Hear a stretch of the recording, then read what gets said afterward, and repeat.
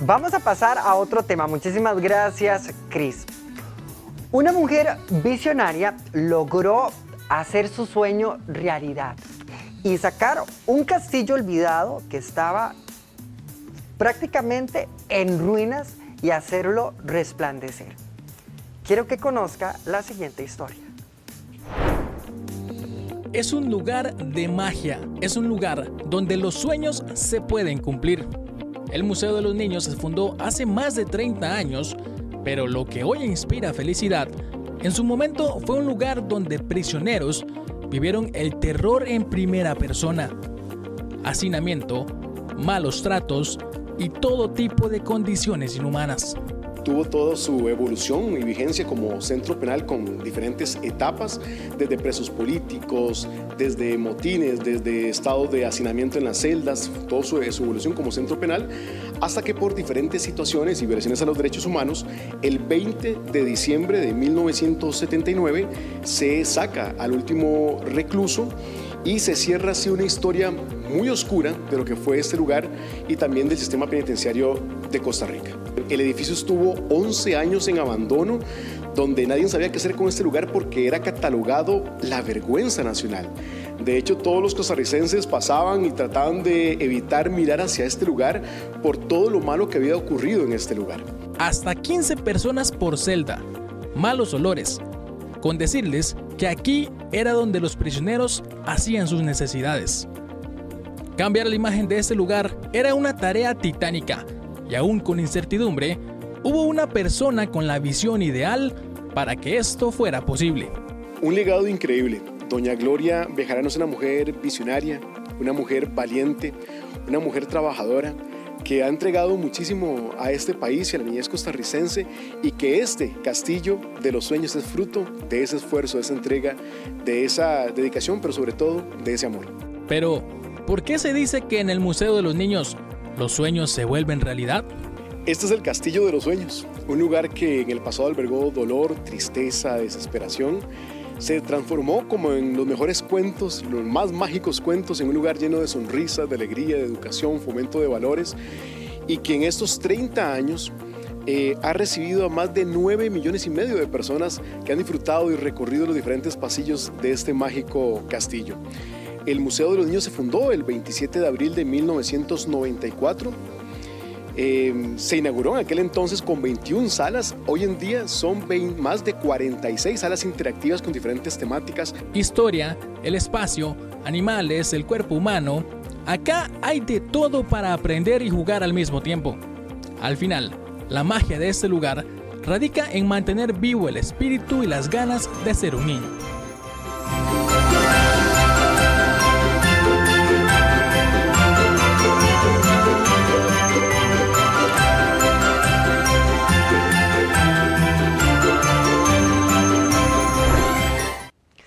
Bueno, pero de esto tan hermoso vamos a pasar a imágenes que no eran tan hermosas allá por la década de los 80, por ejemplo. Porque la antigua penitenciaría se abrió en 1909 y cerró sus puertas en 1979. Pero la realidad era otra y efectivamente aquí tenemos las imágenes. Como bien decía nuestro compañero periodista, ese edificio se convirtió en un símbolo de dolor, no solo en San José, en Costa Rica, porque ahí hubo presos prácticamente de todo el país. Había muchos que pasaban por la zona, como bien decía nuestro periodista, y preferían no verlo porque ese lugar les daba terror. Aquí están las imágenes. En el ejercicio profesional que he desarrollado a lo largo de muchos años, he tenido la suerte de conversar no solo con personas que estuvieron ahí adentro, sino con los familiares. Y ellos cuentan historias macabras que a más de uno se le paran los pelos. Por suerte, este hermoso edificio, porque es un hermoso edificio, dejó atrás su pasado, dejó atrás el dolor para abrir caminos de esperanza e iluminar sonrisas. Y en mucho de eso, nuestra invitada de hoy tuvo que ver, doña Gloria Bejarano. Bienvenida, qué gusto verla de nuevo. Muchas gracias. Teníamos un montón de años de no vernos. Años de no vernos, se me había perdido usted. Sí, es que me volví a venir para acá. Y don Rafael Ángel cumplió años un día de estos, por cierto. Sí, el 14. Ah, el 14. Ve, yo estoy pendiente, sí, ¿Ves? Sí, muchas gracias. 7-6, Ay, ¿en serio? cuentan. Ya ¿Y los empiezan chiquillos, los nietos? 9, de todos tamaños, de 22 a 7. Ah, no, todos no, igual muy de bien. latosos, todos creciendo bien, adiós, gracias. Eso quiere decir que está muy bien, entonces, sí, da lata. todos bien, por dicha. Doña Gloria, ¿cómo fue ese momento en que usted llega a la antigua penitenciaría? ¿Cómo encuentra usted eso? Porque tenía, según Ronnie, 11 años, me parece, de estar Sí, en el abandono total. Llega Gloria Bejarano y ¿qué encuentra ahí? Bueno, yo andaba buscando un lugar para hacer un museo de niños. Eso era lo que yo andaba buscando. Fuera un galerón, fuera un edificio, fuera una casa, lo que fuera. Yo no andaba con muchas ilusiones. No había muchas opciones. No había tampoco. muchas opciones ni tampoco había muchos espacios donde ubicarnos. El ministro de Tecnología, Ciencia y Tecnología, me dice, ¿por qué no vas a ver los edificios de la Penny? Le digo, ¿de la Penny? Me dice, sí, dice, de por sí ya lo van a tirar. Porque todos son ruinas, van a tirar esos edificios, no sirven para nada, pero ya hay un buen terreno allí, en una de tantas te sirve.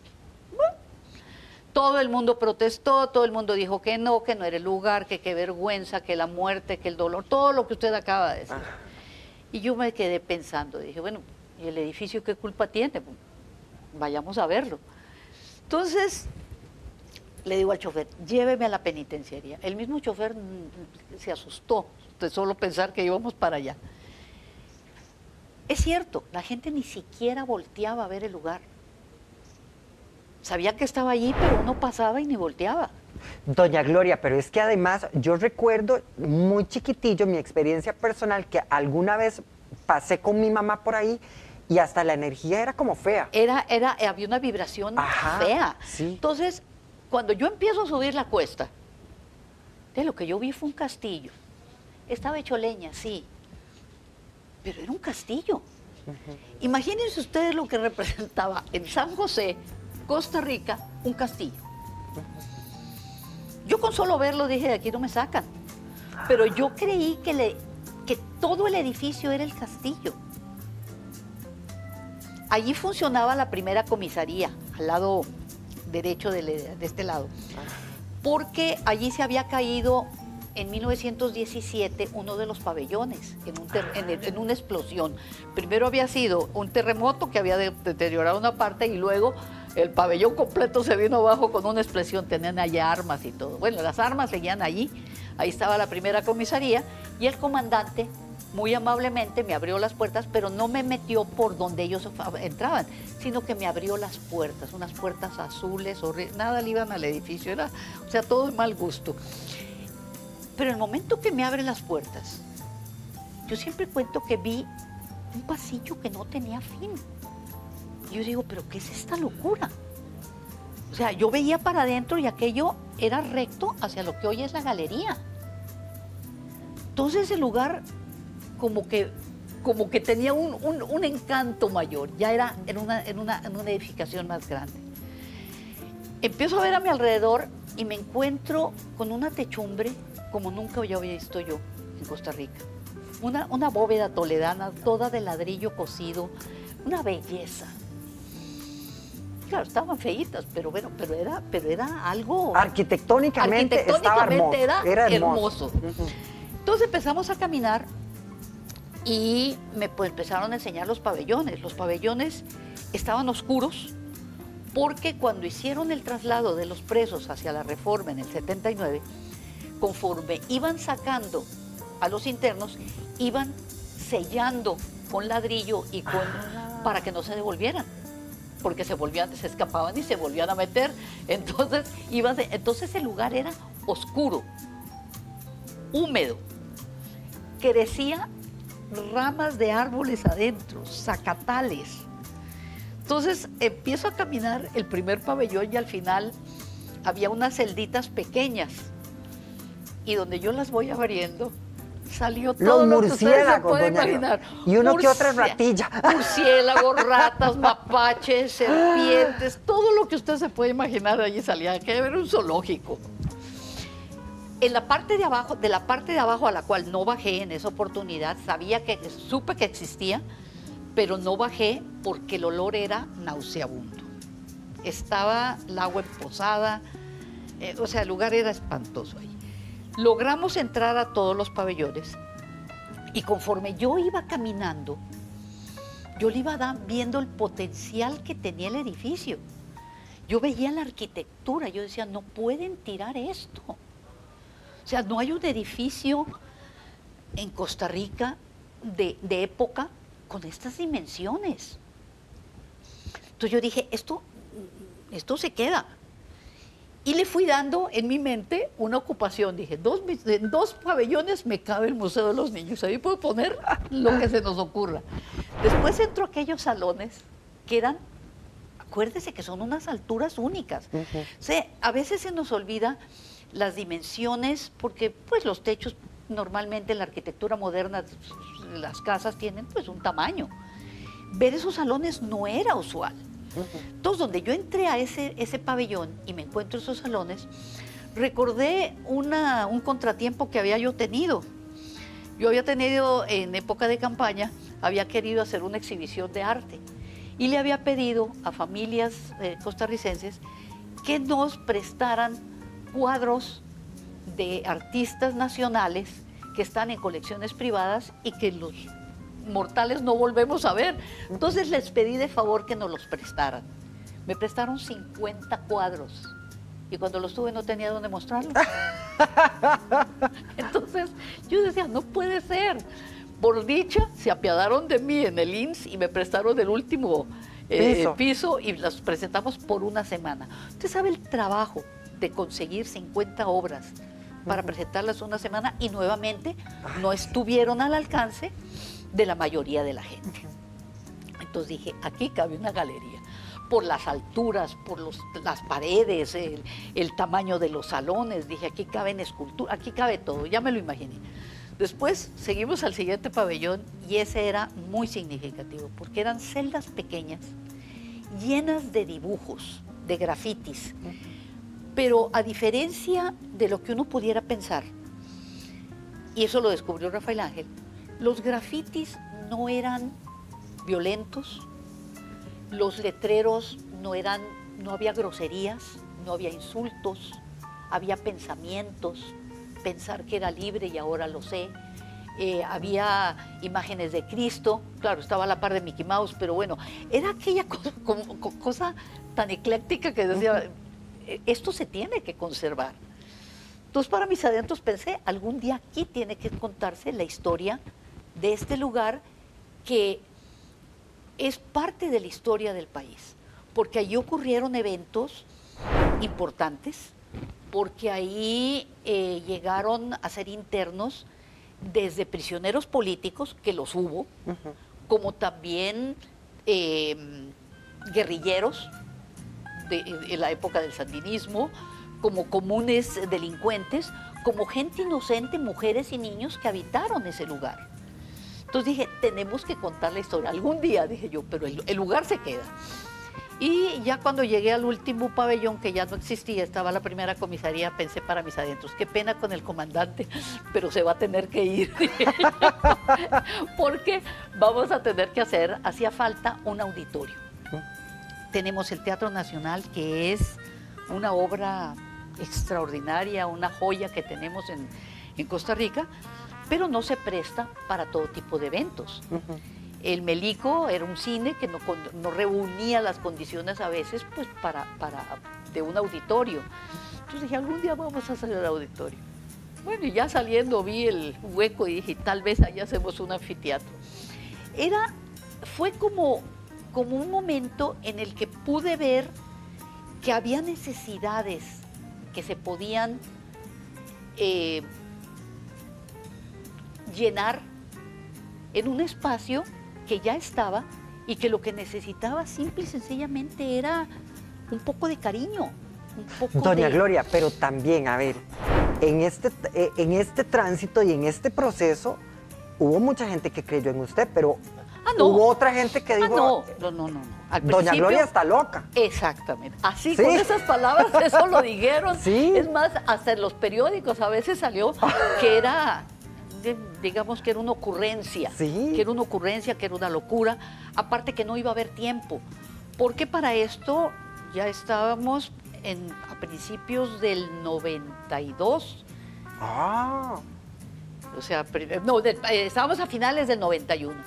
Entonces, conseguir los recursos, hacer el proyecto, reconstruir la penitenciaría, teníamos muy poco tiempo. Entonces, tratamos de buscar la forma de concretar el proyecto en muy poco tiempo. Y lo logramos. Del día que se puso la primera piedra al día que inauguramos, pasó 1 año y 10 meses. ¿Por qué? Porque se construyeron, hablamos con la Contraloría, la Procuraduría, el Ministerio de Justicia, que, era que es el dueño del edificio, hablamos con la ministra, encontramos una forma que era que a través de la fundación cumpliendo con todos los requisitos que pide la ley, pero haciéndolo en una forma ágil, llegó un momento en que nosotros teníamos 3 empresas constructoras trabajando simultáneamente. hubo voluntad.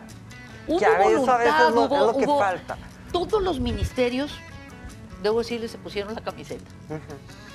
La empresa privada apoyó. Fue divertido porque al principio hay fotos divinas de gente que los llevaba yo a ver el lugar. Y hay una foto de un señor, no digo su nombre, lo quiero mucho, pero me está viendo así como diciendo, pobrecita, la perdimos. pero iban. Y entonces lo primero que me di cuenta es que si no limpiábamos el lugar, si no le dábamos un poquito de proyección, eso no iba a caminar nunca. Entonces, bueno, para empezar, se lo presenté a Rafael Ángel. Apenas salí de allí, fui a hablar con Rafael Ángel. Le dije, Rafael Ángel, no hay plata. No te preocupes, le dije, eso es lo que menos necesitamos ahorita. Lo que necesitamos son quién nos hace los planos. El Ministerio de Obras Públicas y Transportes tiene gente extraordinaria. Allí estuvo el arquitecto, estuvo el ingeniero que los hicieron.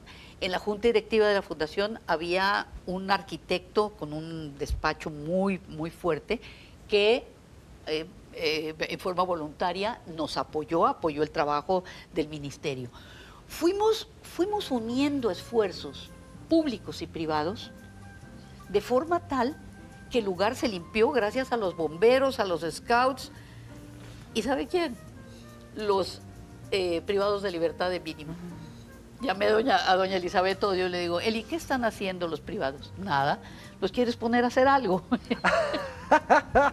Y entonces iban en camiones de la mañana a limpiar el lugar, porque necesitábamos medio presentarlo, quitarle el olor, quitarle los zacatales eran más altos que yo. Había que cortar zacates, había que apilar los ladrillos. El lugar no solamente había sido abandonado, sino que algo peor, había sido la sede de la policía, el SWAT costarricense. Entonces ahí hacían sus maniobras. Entonces ametrallaban las paredes, se tiraban por las paredes. Entonces usted se puede imaginar el daño que se le hizo a esa construcción. Pero bueno, yo lo veía diferente. Y tal vez la gente se dice, pero ¿cómo se te ocurrió? Es que viniendo de México, para mí eso era algo muy normal. En México el rescate de nuestro patrimonio arquitectónico es parte del ADN del pueblo. O sea, usted ve cómo hemos rescatado desde las pirámides, los edificios coloniales, los monasterios, y todo tiene un valor para nosotros como parte de nuestra historia, de nuestra idiosincrasia. Y este edificio era una obra monumental que había sido traída de Europa, porque no es que la inventamos. Estas estructuras panópticas de una arquitectura penitenciaria, si bien había nacido en el siglo XVII, XVIII, en el siglo XIX habían ido el arquitecto Octavio Beche, el jurista, perdón, no era arquitecto, el jurista, a ver cuáles eran, cómo trataban el tema penitenciario en Europa. Entonces en América hay infinidad de cárceles. Está Ushuaia en Argentina, hay una en Pensilvania, está el Palacio Negro de Lecumberri en México, todas con esta misma distribución de pabellones en forma de estrella con una torre central. Entonces el rescate del edificio para mí era casi como una obligación. Era un edificio semigótico con una arquitectura también un poco ecléctica, pero con una historia fenomenal. Los ladrillos con que fue construida fueron hechos en la misma ladrillera con la que se había hecho el Teatro Nacional. O sea, tenía demasiada historia, no la podíamos tirar. La magia ahí estaba, había que empezar a hacer trucos. Había que limpiarla, ¿no? había como, no sé si has visto esas películas de magia en que se empieza a caer toda la amor y empieza a surgir todo. Bueno, así lo veía yo. Doña Gloria, ya vamos a ir concluyendo, pero a ver, yo no le quito mérito a ninguna de las ex primeras damas que hemos tenido que dentro de su labor, ellas han hecho lo que el sistema las ha dejado hacer, pero claramente hay un antes y un después de Gloria Bejarano en ese cargo, que además ni les pagan. Ah, sí. ¿Verdad? Eso hay que decirlo. Es voluntario, por dicho. Es voluntario, exactamente. Pero doña Gloria, usted hizo una labor extraordinaria y yo creo que su legado trasciende las generaciones, porque ya el Museo de los Niños, ¿cuánto tiene? 30 años. 30, vamos para 35. Imagínese usted. Entonces, ¿cómo quiere Gloria Bejarano ser recordada? No, yo le voy a decir una cosa. Primero que nada, yo quiero decirle que las primeras damas de este país han hecho cosas extraordinarias. Ha habido desde quienes apoyaron a los enfermos en las luchas del 57, la gente que ha trabajado en las cooperativas, las mujeres, las primeras damas que han trabajado en cooperativas, en hospitales. O sea, se ha hecho mucho. Que yo tuve la suerte de encontrarme con la penitenciaría, eso es otra cosa. Fue una bendición y una suerte que tuve. Yo lo único, me gustaría que la gente pensara no en mí, sino en que existe siempre la posibilidad de transformar. ¡Qué guapa, doña Gloria, ahí! ¡Ay, vea! Ese es el día de la inauguración. Ese es el día de la inauguración. Que la gente, ese es con el señor de la UNESCO. Esos son los chiquillos. Sí, pero ya, mis chiquitos ya son, ya los hijos están de ese tamaño, qué horror. Ese es un libro que escribí en pandemia de la historia de la historia de Costa Rica, del Bicentenario. Qué hermoso. De la historia del Bicentenario, a través de la obra de los gobernantes y algunas primeras damas. Allí se puede ver la importante labor que han hecho, muchas de ellas, el mercado de artesanías, en fin, hay muchas cosas. Qué hermoso. Yo lo que quiero es, tal vez, que piensen nada más que los sueños se pueden hacer siempre realidad, en tanto uno sea perseverante, en tanto uno tenga una visión, pero esa visión tiene que ir acompañada de conocimiento, de acompañamiento, de diálogo con mucha gente, para poder hacer que las cosas se hagan realidad y se mantengan en el tiempo.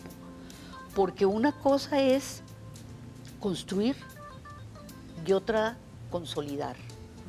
El Museo de los Niños hoy en día se ha consolidado gracias, ante todo, a la gente que ha trabajado en él, su personal. Se ha consolidado gracias al apoyo que han tenido de las familias que nos visitan, de los empresarios que nos apoyan, de los artistas que confían sus obras y sus presentaciones al museo. Y eso es lo importante, que el museo sea el ejemplo de que las cosas pueden funcionar, se pueden hacer bien, se pueden consolidar con la participación de todos.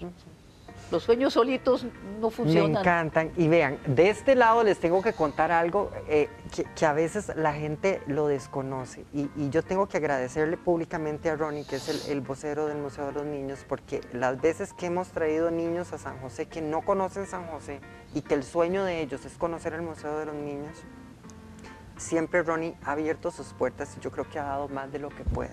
Y eso es algo que yo a él se lo reconozco y hoy se lo digo públicamente.